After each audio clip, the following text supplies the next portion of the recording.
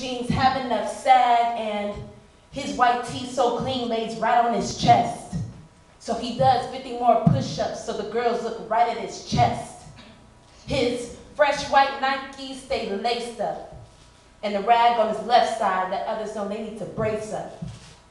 Before he leaves out the house, he checks himself out in the mirror in an attempt to see himself a little clearer. He walks outside with minimal guidance. He's hiding behind a facade, trying to blend in like the concrete of his hood streets.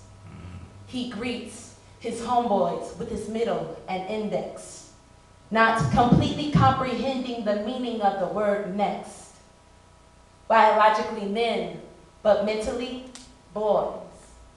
Enjoying mediocrity, living a life of hypocrisy, believing that hard work is equal to poverty and success comes easy as they continue chiefing and drinking away their life.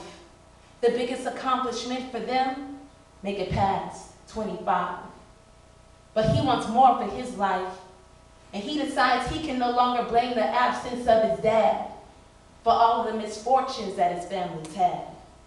Plus, his mother's had enough. Never home because she's working 2 jobs to just not have enough.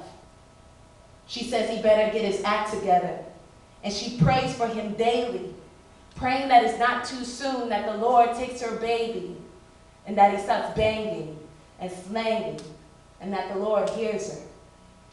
But God's always been near her. Her family's protector. That's why her son's never been hit, even when he's been the target. And so he grabs her son's shoulders and lifts off the boulders and turns him 180 and starts breaking the past chains. Free to walk the narrow path, her son's now turning his back to all things called the same.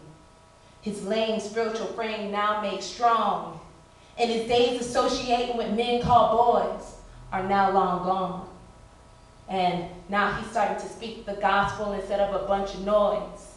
And he now finds joy in getting drunk with the Spirit of the Lord. And now he ignores the whispers of the sinister cause and censors his environment, putting all of his working temptation into retirement. And he forgives his debtors, mainly his father.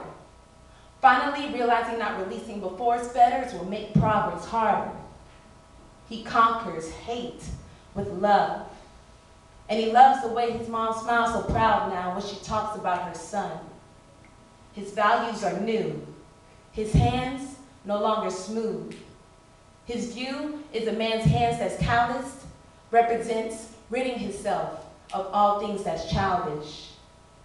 And now he's leaning on deacons and learning from the ministers of the church that honest and true love really doesn't hurt, and how to increase his own internal worth, and how to increase his external worth and respect for women, that they are not objects, but just the opposite, God's blessings. And he's heeding the lesson, it's a blessing to court just one, exchanging his feelings of lust for love, so that 2 can then become 1. Yes, just one love sent from above, loving her as Christ so loved the church. And remember, Christ had even died for her. Oh yeah, my man's a whole new creature, taking off his number 3 Sixers jersey of the streets and putting on the armor of God. Renewed and quickened by God, and with God, he got in the ring, kicking the statistics, beating all odds.